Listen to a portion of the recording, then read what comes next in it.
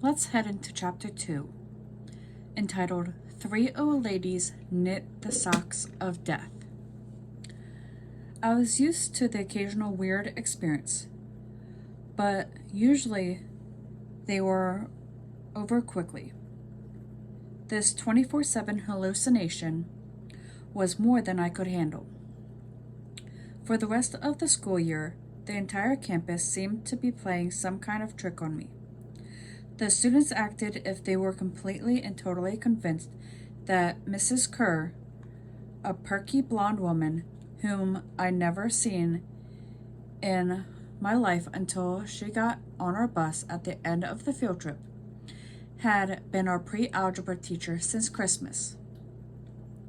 Every so often I would spring a Mrs. Dodds reference on somebody just to see if I could trip them up, but they would stare at me like I was psycho. It got so I almost believed them. Mrs. Dodds had never existed. Almost. But Grover couldn't fool me. When I mentioned the name Dodds to him, he would hesitate, then claim he didn't exist. But I knew he was lying. Something was going on. Something had happened at the museum. I didn't have much time to think about it during the days, but at night, visions of Mrs. Dodds with talons and leathery wings would wake me up in a cold sweat. The freak weather continued, which didn't help my mood. One night, a thunderstorm blew out the window in my dorm room. A few days later, the biggest tornado ever spotted in the Hudson Valley touched down only 50 miles from Yancey Academy. One of the current events we studied in social studies class was the unusual number of small planes that had gone down in sudden squalls in the Atlantic that year. I started feeling cranky and irritable most of the time. My grades slipped from D's to F's. I got into more fights with Nancy Bobofit and her friends. I was sent out into the hallway in almost every class. Finally, when our English teacher, Mr. Nicole, asked me for the millionth time why I was too lazy to study for spelling tests, I snapped. I called him an old sot. I wasn't even sure what it meant, but it sounded good. The headmaster sent my mom a letter the following week, making it official. I would not be invited back next year to Yancey Academy. Fine, I told myself, just fine. I was homesick. I wanted to be with my mom in our little apartment on the Upper East Side, even if I had to go to public school and put up with my obnoxious stepfather and his stupid poker parties. And yet, there were things I missed at Yancey.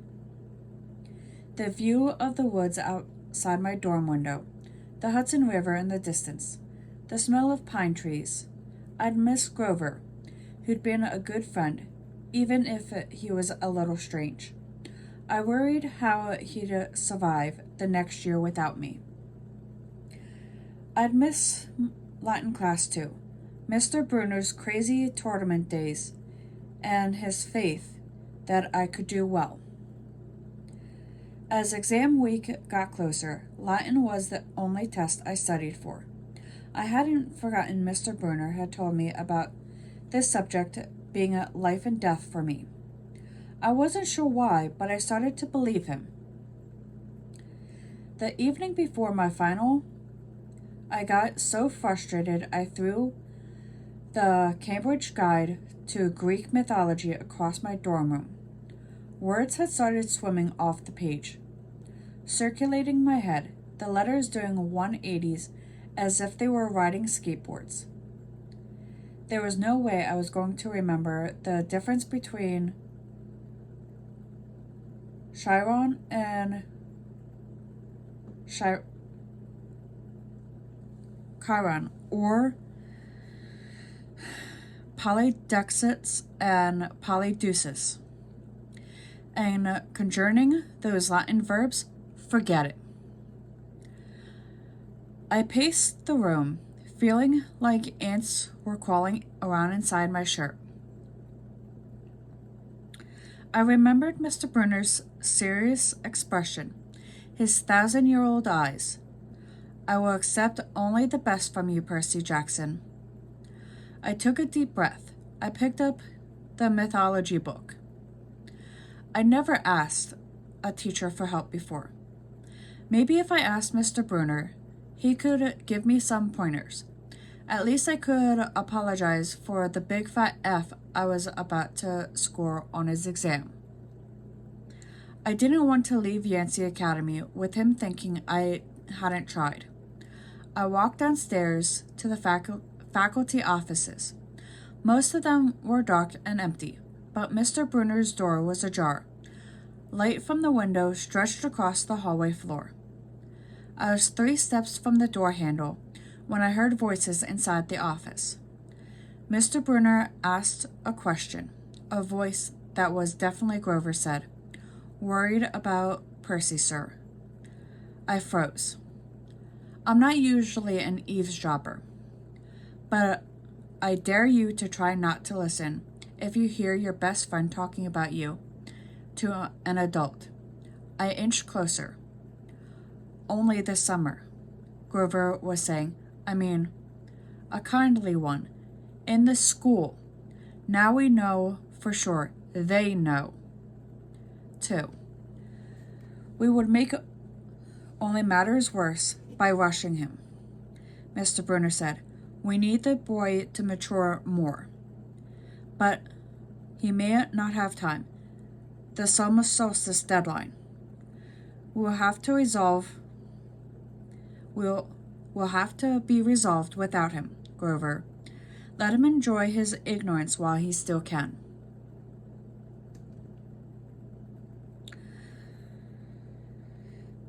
Sir, he saw her. His ignorance, Mr. Brunner insisted. The mist over the students and staff will be enough to convince him of that. Sir, I can't fail in my duties again. Grover's voice was choked with emotion. You know what that would mean. You haven't failed, Grover, Mr. Brunner said calmly. I should have seen her for what she was. Now let's just worry about keeping Percy alive until next fall. The mythology book dropped out of my hand and hit the floor with a thud. Mr. Brunner was silent. My heartbeat hammered. I picked up the book and backed down the hall. A shadow slid across the lighted glass of Brunner's office door, the shadow of something much taller than my wheelchair-bound teacher, holding something that looked suspiciously like an archer's bow. I opened the nearest door and slipped inside. A few seconds later, I heard a slow clop, clop, clop, like a muffled wood blocks. Then a sound like an animal sniffed right outside my door. A large dark shape paused in front of the glass, then moved on. A bead of sweat trickled down my neck. Somewhere in the hallway, Mr. Brunner spoke. Nothing, he murmured. My nerves haven't been right since the winter solstice. Mine neither, Grover said. But I could have sworn. Go back to the dorm, Mr. Brunner told him. You got a long day of exams tomorrow. Don't remind me. The light went out in Mr. Brunner's office. I waited in the dark for what seemed like forever.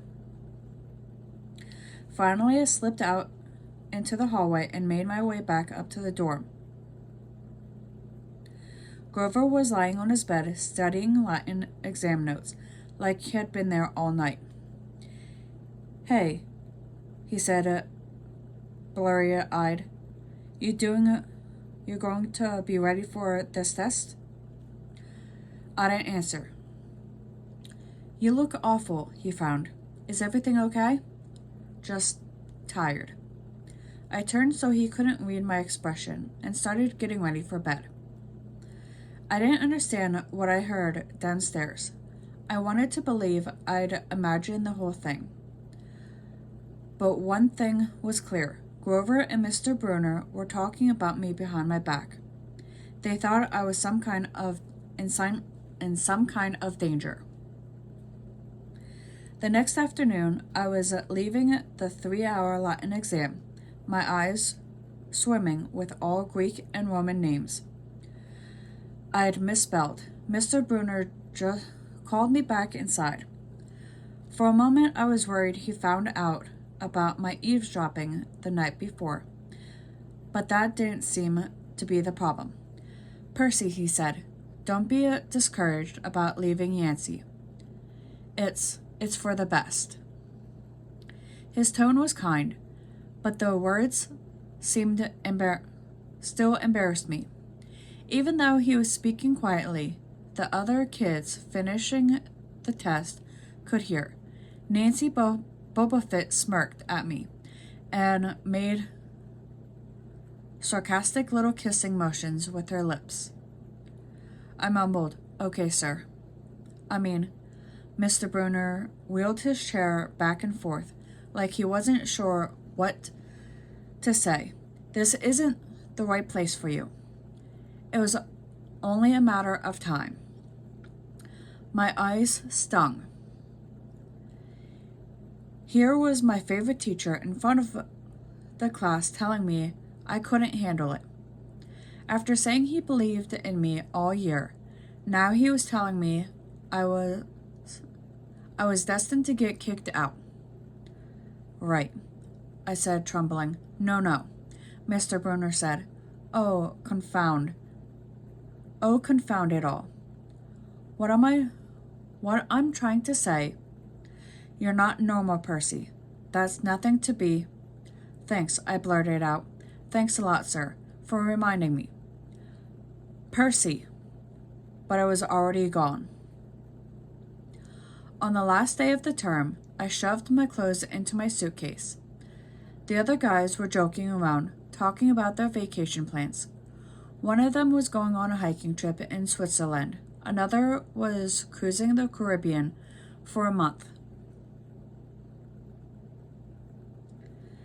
They were juvenile delinquents like me, but they were rich juvenile delinquents. Their daddies were executives or ambassadors or celebrities. I was a nobody from a family of nobodies. They asked me what I'd be doing this summer, and I told them I was going back to the city. What I didn't tell them was that I'd have to get a summer job walking dogs or selling magazine subscriptions and spending my free time worrying about where I'd go to school in the fall. Oh, one of the guys said, that's cool. They went back to their conversation as if I never exist. The only person I dreaded saying goodbye to was Grover. But as it turned out, I didn't have to. He booked a ticket to Manhattan on the same Greyhound as I had. So there we were, together again, headed into the city. During the whole bus ride, Grover kept glancing nervously down the aisle, watching the other passengers. It occurred to me that he had always acted nervous and fidgeted when we left Yancey, as if he expected something bad to happen. Before, I had always assumed he was worried about getting teased. But there was nobody to tease him on the Greyhound. Finally, I couldn't stand it anymore. I said, looking for kindly ones? Grover nearly jumped out of his seat. What do you mean? I confessed about eavesdropping on him and Mr. Brunner the night before the exam. Grover's eyes twitched. How much did you hear? Oh, not much. What's the summer solstice deadline? He winced. Look, Percy, I was just worried about you. See, I mean hallucinations about demon math teachers. Grover. And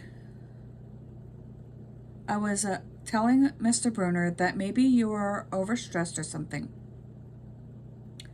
Because there was no such person as Mrs. Dodds. And Grover, you're a really, really bad liar. His ears turned pink. From his shirt pocket, he fished out a grubby business card. Just take this, okay? In case you need me this summer. The card was in fancy script, which was murder on my dyslexic eyes. But I finally made out something like Grover Underwood, Keeper. Half-Blood Hill, Long Island, New York. And then a phone number, 8000-009-0009. What's half? Don't say it out loud, he yelled. That's my, summer address. My heart sank. Grover had a summer home.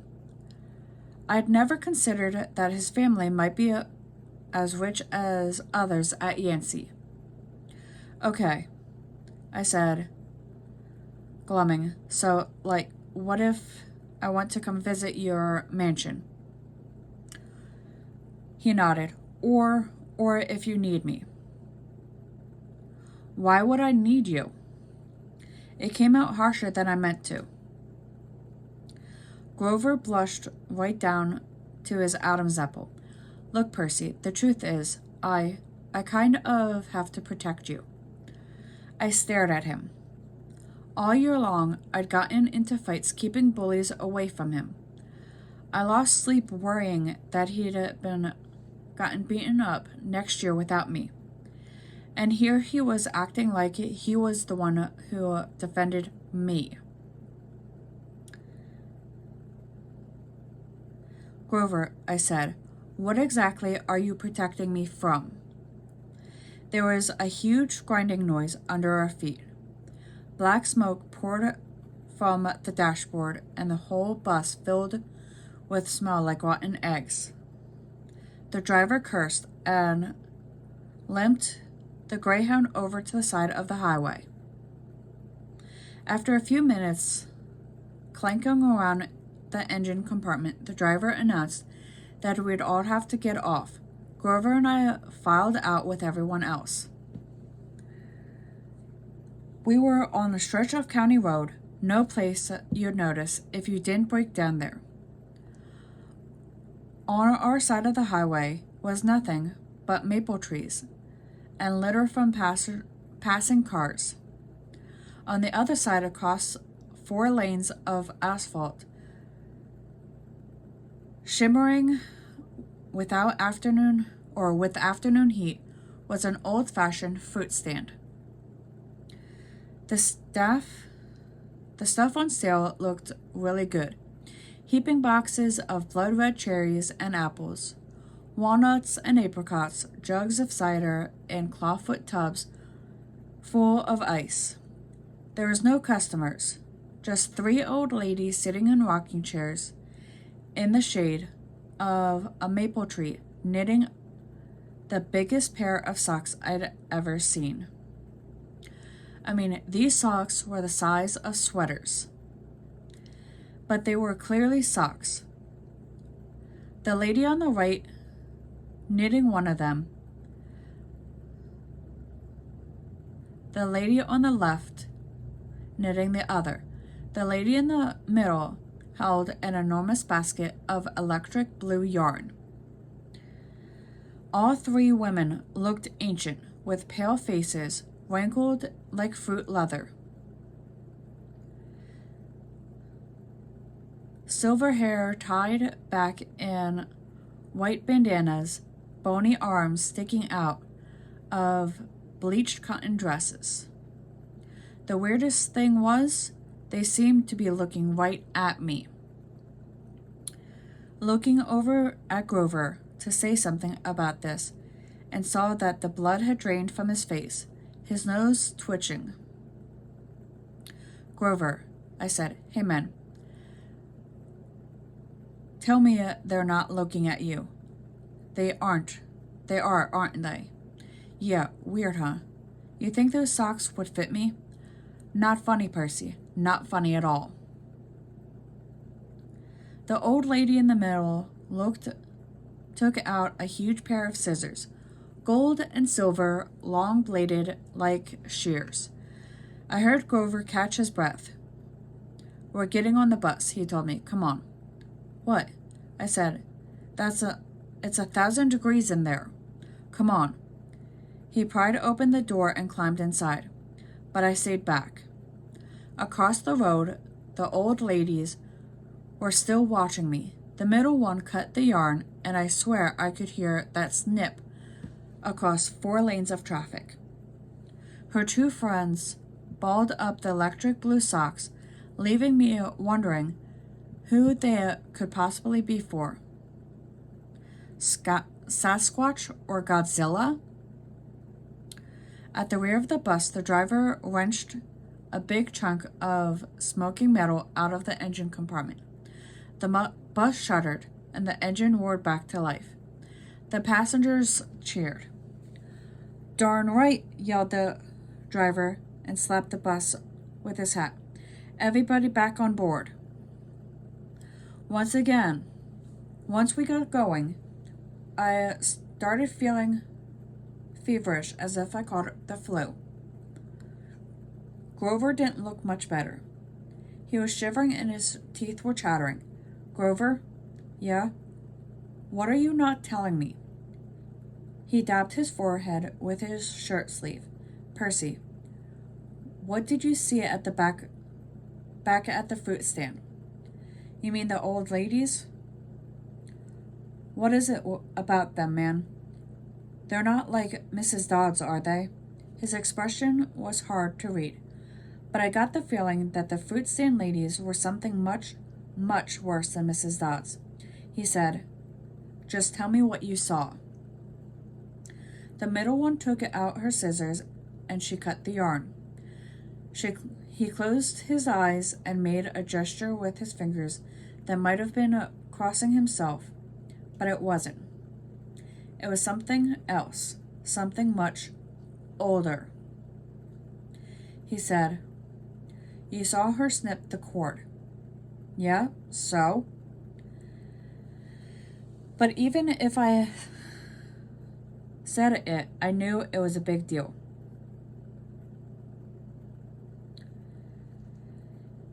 This is not happening, Grover mumbled. He started chewing his thumb. I don't want to be like this, like the last time.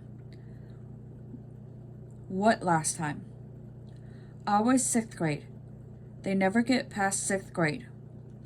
Grover, I said, because he was really starting to scare me. What are you talking about? Let me walk you home from the bus station. Promise me. This seemed like a strange request to me, but I promised he could. Is this like a superstition or something? I asked. No answer. Grover, that snipping of the yarn, does that mean somebody's gonna die? He looked at me mournfully, like he was already picking the kind of flowers I'd like best in my coffin. And with that, we've reached chapter 3. I'll see you all on the next one.